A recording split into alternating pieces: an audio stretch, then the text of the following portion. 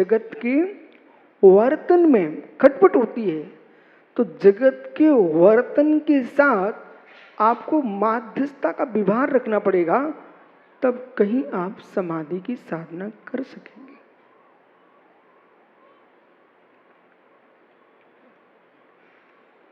शास्त्रों का अभ्यास साधना को समझने के लिए करना पड़ता है, पर शास्त्रों के अभ्यास करते करते साधना नहीं होती। शास्त्रों का अभ्यास साधना को संभालने के लिए होता है।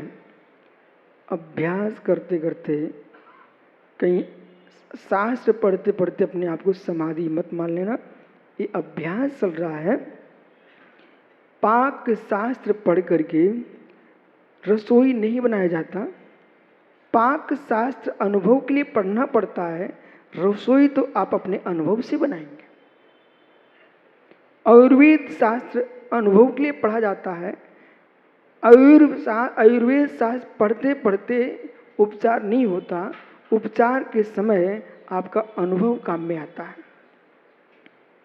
यदि माँ ने कहा कि मैं पाक शास्त्र पढ़ के भोजन बनाऊंगी, तो जब तक वो पन्ना पलटेगी तब तक फिर हींग उठाने जाएगी, फिर कम मसाला डालेगी, तब तक तो मित्र जो साग बन रही थी उसका हलवा बन गया। अनुभव के बाद जब बोटू भैया आपको योगा कराते हैं, पुस्तक देख देख के कराएंगे ना, तो कभी योगा नहीं करा पाएंगे। अब अध्ययन करके आए हैं और अनुभव से आप कराएं। वो पुस्तक जब तक देखेंगे तब तक या तो स्वयं की टांग तोड़ लेंगे या दूसरे की तोड़वा देंगे। उन्होंने कहा शीर्षासन लगाओ, मैं देखता हूं कैसे लगता है। भाई, आसन के बारे में पुस्तकों में पढ़ा जा सकता है, पुस्तकों से कायोग को नहीं संभाला जाता है। कायोग आप अपनी बुद्धि से संभालेंगे। इसी प्रकार से समाधि मरण की व्याख्या मरण कंडिका, भगवती आराधना, आत्मा आराधना आदि ग्रंथों में, आराधना सार आदि ग्रंथों में हम पढ़ सकते हैं। लेकिन पढ़ने के बाद यदि समाधि होती तो निरापकाचार की आवश्यकता ना पड़ती। पढ़ सकते आप, लेकिन पढ़ने के बाद परिणाम ग्रंथों को नहीं संभालना है, परिणाम तो आपको निर्ग्रंथ बन के संभालना है। नीरस करने को आगम कहेगा, रस त्याग करने के लिए आगम कहेगा, तो आगम ने तो कह दिया है, लेकिन रसना से तुम्हें मिलना पड़ेगा कि चटपटा खाने को मचल रही है। पर्यूषण में भी ज्ञानी, यदि आप नहीं छोड़ पा रहे अवक्षों को, तो कब छोड़ेगा वो जीव। इसलिए संजय, समाधि मरण उनका कभी नहीं होगा जिनका रसना पर नियंत्रण नहीं, मोहिनी कर्म पर नियंत्रण नहीं, मन गुप्ती पर बस में नहीं और ब्रह्मचर्य व्रत के पास नहीं, उसका 3 काल में समाधि मरण नहीं होगा। गुप्तियों में मनोगुप्ति, व्रतों में ब्रह्मचर्य, इंद्रियों में रसना और कर्म मोहिनी कर्म को जिसने वश कर लिया है, वही समाधि सहित मरण कर पाएगा।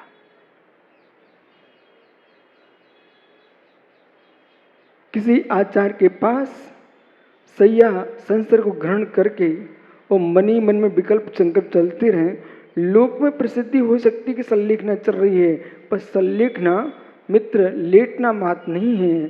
तन लेटा रहे और मन भागता रहे तो संलेखना नहीं हो सकती है। संलेखना के लिए तो शरीर को भी आपको संभालना पड़ेगा और भावों को संभालना पड़ेगा। इसलिए यहां पर लिख रहे हैं, माणांतिकीम संलेखनाम जोषितः, मरने के काल में प्रीति पूर्वक, जोशिता का अर्थ तो प्रीति। अब भाई हमने 12 वर्ष की समाधि ले ली है, अब तो मुझे मरना ही पड़ेगा। नहीं मित्र, वो तो आत्महत्या हो जाएगी यदि मरना ही पड़ेगा। जिसमें कसायिक भाव न हो, साम्य भाव हो, संलेखना गुरु की आज्ञा बिना नहीं होती है। और मित्र, आपको विशिष्ट ज्योतिषी के माध्यम से अपनी आयु का बोध करा लेना चाहिए। अनुमान ज्ञान ज्योतिष का होता है, वो अनुमान भी प्रमाण होता है। उस अनुमान प्रमाण से इतना तो अनुमान लग सकता है कि 1-2 वर्ष इधर हो भी जाए तो आप उस प्रकार से साधना करें। लेकिन आप जो है मरने ही नहीं चाहते हो तो वो तुम्हारे बस में नहीं है। वो संकट आ जाए अभी मर जाऊं, वो भी तुम्हारे बस में नहीं है। मित्र, आयु कर्म का क्षय अपने समय पर होगा। जब आयु कर्म का क्षय हो तो समता के साथ हो जाए। इसलिए मरणांतिम संलेखना जोस्ता प्रीति पूर्वक मरने के समय संलेखना का सेवन करना चाहिए। वो कैसे? माँ, यदि आज आपने एक रस का त्याग किया, आज वो तुम्हारा संलेखना के खाते में चला जाएगा। अब आज से अपने व्रतों को ऐसे करना। यदि भदौरिया जी आज आपने रात्रि में पानी पीने का त्याग कर दिया, भोजन का त्याग कर दिया, मित्र सम्यक साधना के साथ किया है, वो तुम्हारे समाधि के खाते में चला जाएगा। कैसा?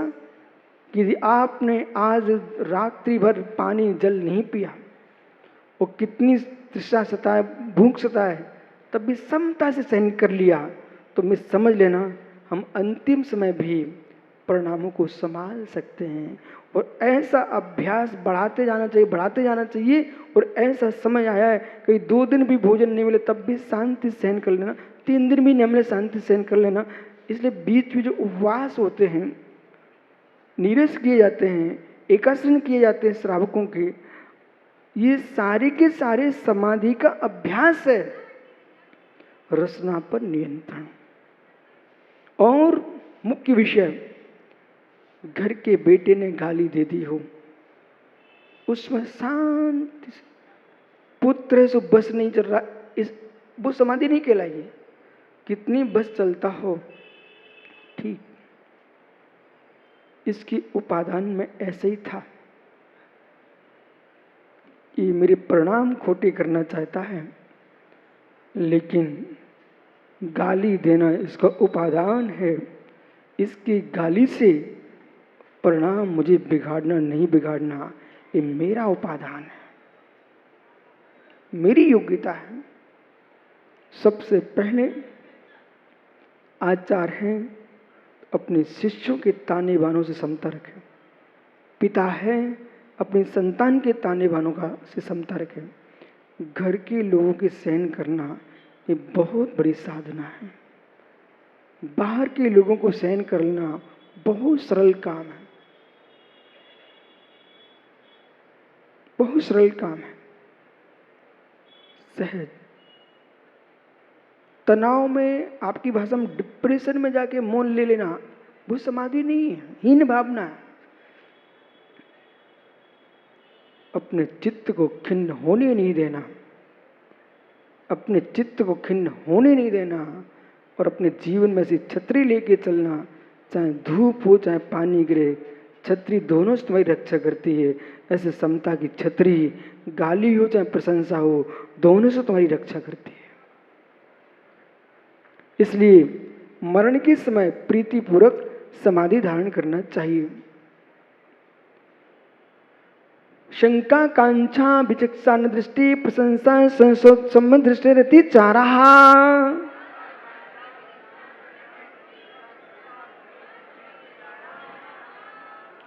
अब यहां पर जो है सम्यक दृष्टि के 5 अतिचार हैं।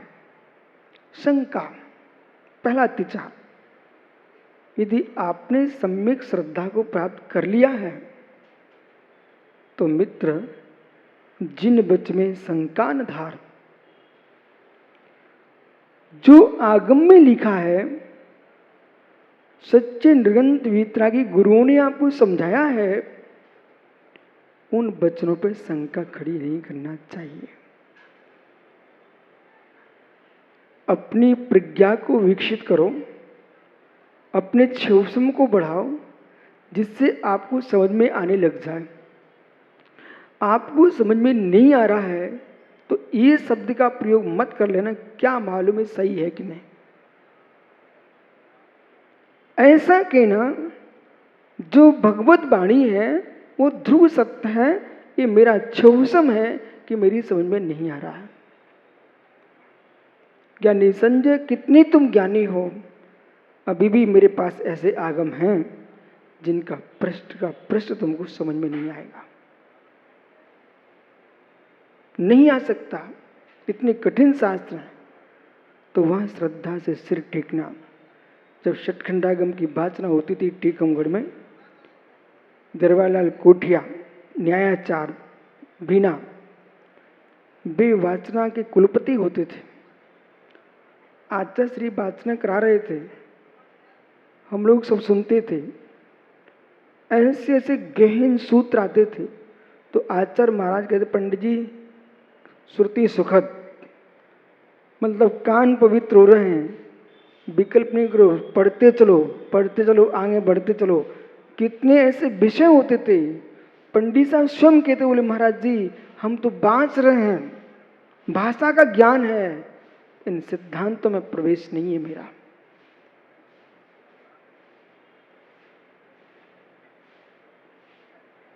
जिसने ठान लिया ये संपूर्ण आगमों का, दिगंबर, श्वेतांबर, जितने ग्रंथ हैं, सारे ग्रंथों का अध्ययन करना है, इतना तो समझ में आ जाएगा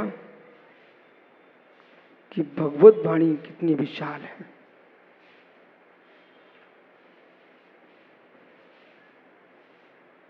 यदि मां दूध फटा है,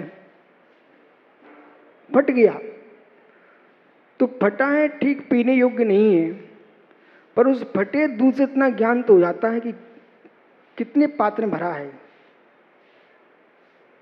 और जितने पात्र में भरा है ये बोध हो गया इतना दूध खराब हुआ है। विषय समझ में क्या बोल रहा हूं, कोई वस्तु विकृत हुई है उसे भी जानिए, उसे जानकर इतना बोध हो जाएगा इतनी वस्तु हमारी बिगड़ गई है। इसलिए देश में जितना साहित्य है, किसी भी दर्शन का हो, मैं पढ़ता हूं, अध्ययन करता हूं, उसके अध्ययन करने से मुझे ये बोध होता है कि लोगों का चिंतन कितने दूर तक गया है, कितना सोचा, पर चिंतन वाले उतने कह पाए जितना चिंतन था। पर ज्ञान वाले चिंतन नहीं करते, वे जानते हैं, उसका नाम केवल ज्ञान है। चिंतन कल्पना में होता है, ज्ञान साक्षात होता है। चिंतन बुद्धि का विषय है, ज्ञान प्रमाण है, सम्यक ज्ञान।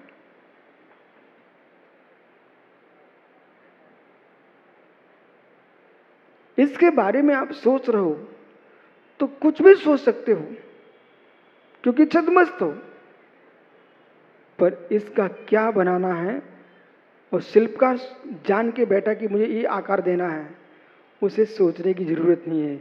उसे समझ में आ रहा है कि मैं ये बनाने वाला हूं। आटा रखा हुआ है, देखने वाले सोच रहे हैं इसका क्या बन सकता है, लेकिन जो बनाने वाली माँ है वो निर्णय कर चुकी है, मेरे घर में 50 सदस्य हैं, हमको तो मात्र रोटी बनाना है, उसे कोई टेंशन नहीं है, उसको तो रोटियां दिख रही हैं। पर जिसने आटे को देखा है उसे विकल्प है कि पूड़ी बन सकती, पराठे बन सकते, कुछ तो बन ही सकता, पपड़ियाँ बन सकती, लेकिन बनाने वाले को कोई टेंशन नहीं है। इसी प्रकार से ज्ञानियों जो अपने क्षयिक ज्ञान से विश्व के चराचर द्रगुण पर्यायों को जान रहा है, ऐसे सर्वज्ञ को कोई चिंतन नहीं चलता है। चिंतन जो भी चलता है वो छद्मस्त को चलता है।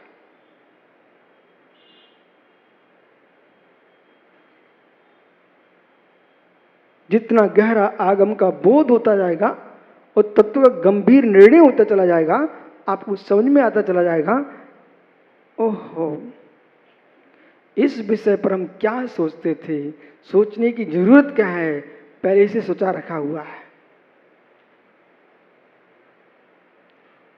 ऐसा जिसका सम्यक निर्णय होगा, निशंक सूक्ष्मम झूर्णतम तत्वम हेतु नैहन्यते आज्ञा सिद्धम तदग्राह्यम नान्यता वादनोचिना। भगवान जिनंद के तत्व अत्यंत सूक्ष्म है, किसी की हेतुओं से खंडित नहीं किए जा सकते हैं, इसलिए आज्ञा सिद्धम तदग्राह्यम, जिन देव की आज्ञा है ऐसा स्वीकार कर लेना चाहिए। नान्यथा वादनोजना, जिन देव अन्यथा वादी नहीं होते। निशंकित भाव रखना, और शंका हो रही है सम्यक में दोष। कांक्षा, आराधना करो, साधना करो, तपस्या करो, पर फल की इच्छा मत रखो।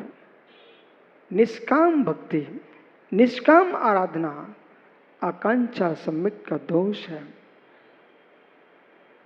भगवान पर श्रद्धा उनकी हटती है भदौरिया जी जो भगवान से मांगते हैं। भिखारियों की श्रद्धाएं सच्ची नहीं होती हैं, भक्तों की सच्ची श्रद्धाएं होती हैं। जो भगवान से मांगते उनकी श्रद्धा गुन्नू टूट जाती है। जैसे कि आपने सोच लिया कि विशुद्ध सागर हमारे महाराज हैं, ऐसा काम मेरा हो जाएगा इनसे। बालक, दुनिया के श्राप वरदान स्वयं के पुण्य पाप पर फलित होते हैं। भाग्य प्रचंड है, मालूम, भाग्य प्रचंड है तो हर काम सफल होते हैं, और तुम्हारा भाग्य प्रचंड नहीं है, भगवान किसी घर में करने नहीं जाते। पुण्य क्षीण था आदमी का, वो मंदिर जाके कहता प्रभु एक काम हो जाना चाहिए, मैं इतना द्रव्य चढ़ा दूंगा मंदिर में। वो चढ़ा के भी आ गया, लेकिन उसका काम नहीं बना। मालूम क्या बोलता, देख ली भगवान की शक्ति, कुछ नहीं होता भगवान में।